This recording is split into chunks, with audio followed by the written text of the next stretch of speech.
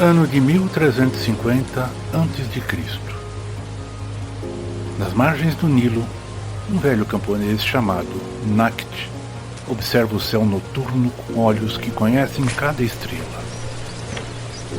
Ele espera o sinal ancestral, quando a estrela Sogdet, que os gregos chamariam de Sírius, surgir no horizonte antes do amanhecer.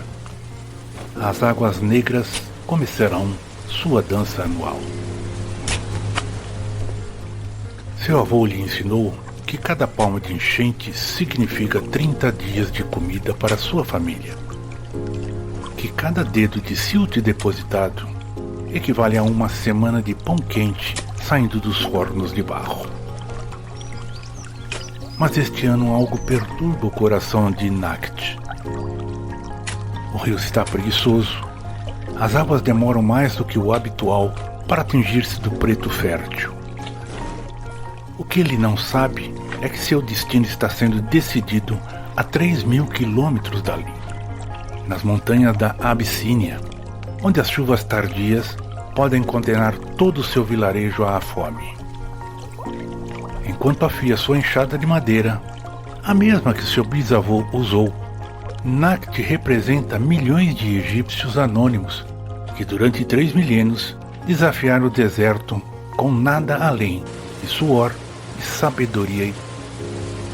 Bem-vindos à Academia do Agro.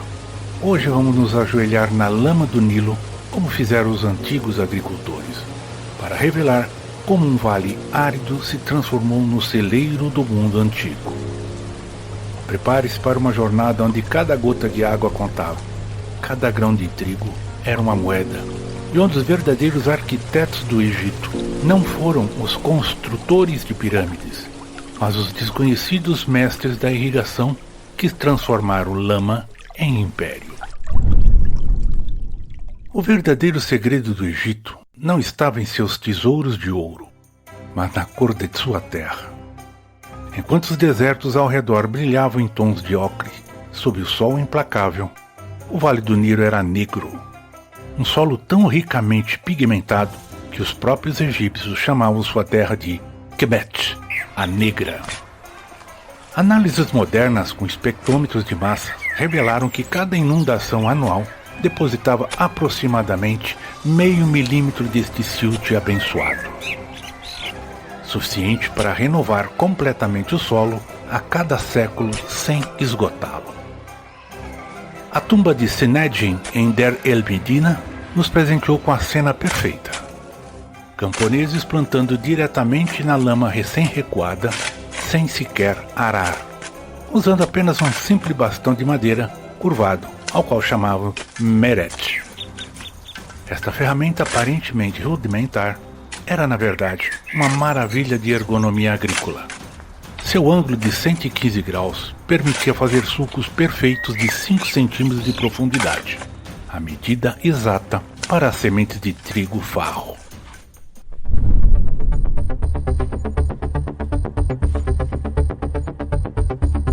Curiosidade: farro é um termo que se refere a um grupo de 3 tipos de trigo ancestral: o acorn, emmer e o espelta. É um grão integral nutritivo, rico em proteínas, fibras e vitaminas, e possui um sabor de nozes e textura macia.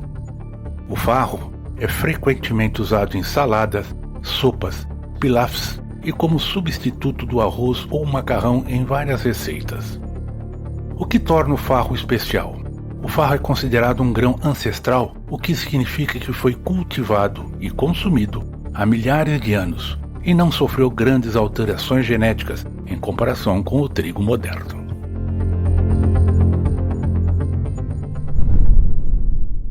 Este silt negro era um coquetel geoquímico único no mundo antigo, composto por 58% de minerais vulcânicos trazidos das terras altas da Etiópia, 22% de matéria orgânica decomposta de florestas equatoriais, 15% quartzo moído pelo curso do rio e 5% em partículas de argila do Saara.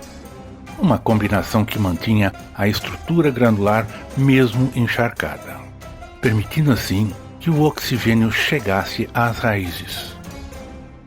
O papiro Ebers, o tratado médico mais antigo do mundo, menciona que os doutores da corte real usavam lama do Nilo como antibiótico natural para tratar feridas, prova incontestável de sua riqueza microbiana benéfica.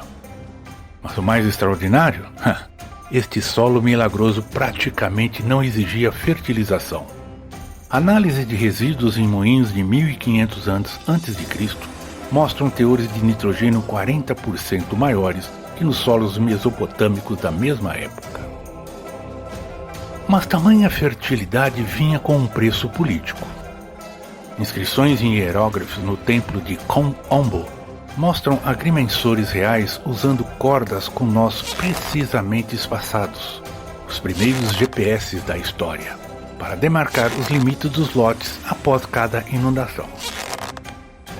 Roubar terra era crime mais grave que assassinato no Código Legal egípcio. O papiro jurídico de Mênfis relata com detalhes horripilantes como um certo Pechu foi empalado vivo em 1292 a.C. Por quê? Por mover marcos de pedra após a cheia. Porque no Egito, controlar o solo significava controlar a vida em si.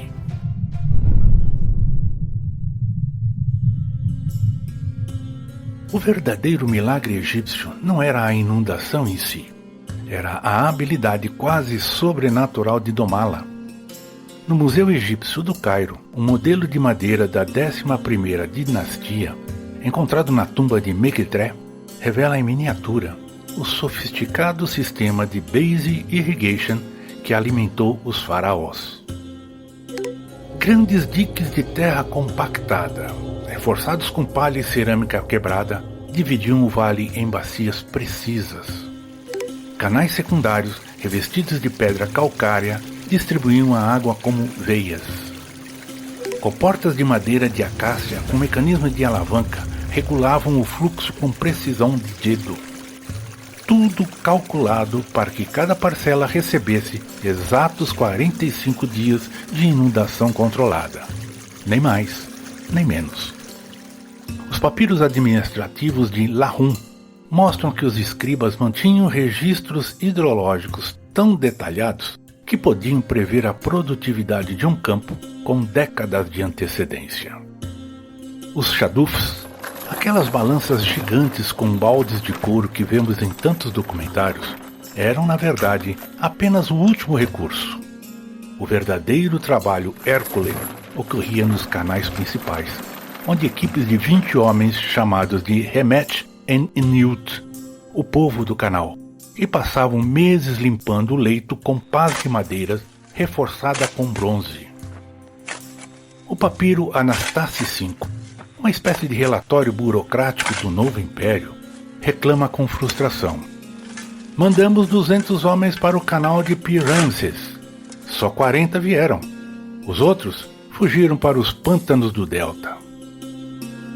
Não é difícil entender por quê.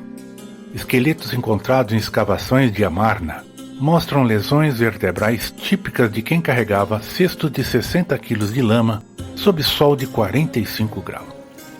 Essa rede hidráulica era tão vital para o poder faraônico que Ramsés III orgulhava-se mais de seus canais do que de suas vitórias militares. Sua gigantesca inscrição em Karnak proclama: "Fiz o Nilo subir montanhas. Domestiquei Hapi para irrigar colinas." Exagero de propaganda? Talvez não. No oásis de Dakhla, arqueólogos alemães encontraram em 2018 canais que literalmente subiam em costas, usando um sistema de sifões de cerâmica que os romanos, séculos depois, pensariam ser invenção própria. A agricultura egípcia não era apenas sobre sobrevivência. Era uma declaração de poder divino sobre a natureza.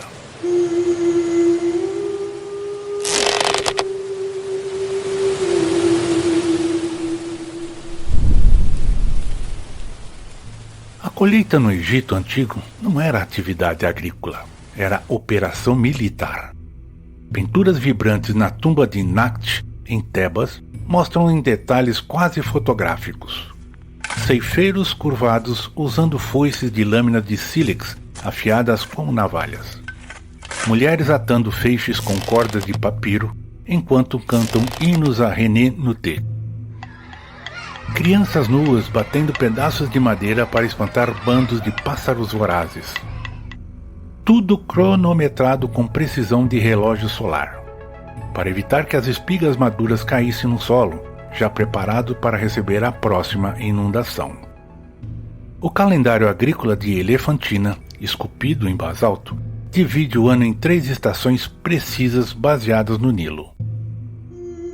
Akhet, inundação, Peret, crescimento, e Shemu, colheita, cada uma com seus rituais específicos para garantir a fertilidade contínua.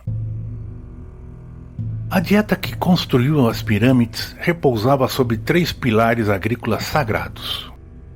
Primeiro, Triticum de Cocum.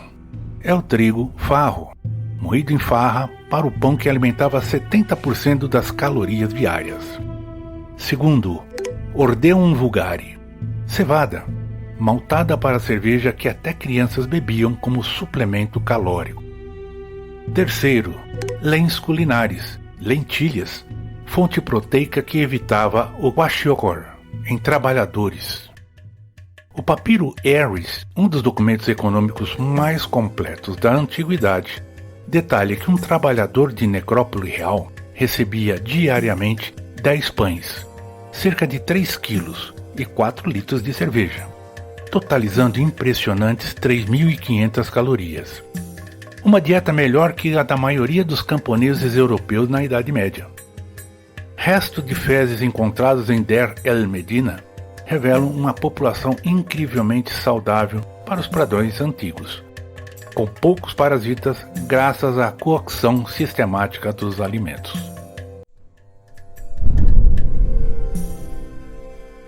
Mas este banquete de civilização tinha um preço oculto. Estudos osteoarqueológicos, liderados pela doutora Brenda Baker, em 2015 mostraram que 78% dos esqueletos de camponeses encontrados em Amarna apresentavam vértebras fundidas por carregar cestos de colheitas com até 60 kg. O papiro Lansin, um texto de sabedoria para escribas, adverte com frieza burocrática.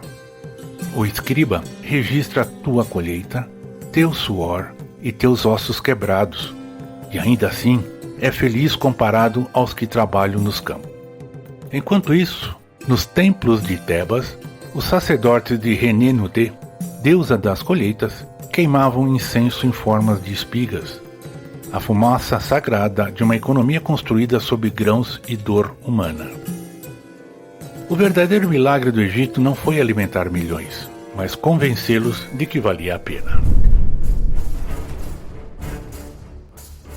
Quando Napoleão invadiu o Egito em 1798, trazendo consigo 160 cientistas e engenheiros, esses homens do iluminismo ficaram pasmos com uma revelação. Os mesmos métodos agrícolas descritos por Heródoto 2300 anos antes de Cristo ainda eram praticamente idênticos nos campos ao longo do Nilo. A razão era simples e profunda. Funcionava.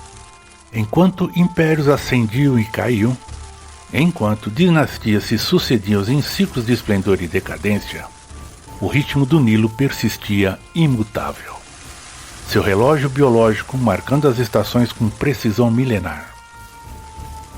Até que, em 1970, a barragem de Aswan congelou o tempo, parando o pulso que alimentara os faraós.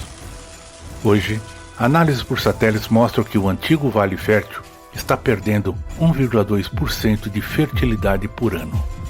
O preço invisível do progresso. Nakht, o nosso camponês do início da história, nunca poderia imaginar que seu suor cotidiano alimentaria não apenas os construtores de pirâmides, mas séculos de arqueólogos e historiadores. Quando sua múmia foi encontrada em 1905, por uma equipe americana perto de Der el-Bahari, suas mãos ossudas ainda agarravam, com força esquelética, um punhado de grãos, oferenda para a eternidade que se tornou testemunho involuntário. Porque no Egito, como escreveu o sábio Ptah-hotep em seu famoso texto de sabedoria, a vida surge do limo, mas a eternidade brota das espigas. No próximo episódio da Academia do Agro, desvendaremos como esses mesmos grãos que alimentaram vidas construíram monumentos, a história épica dos trabalhadores que literalmente comeram seu caminho até a imortalidade, um pão de cada vez. Até lá, que os deuses do Nilo guardem suas colheitas.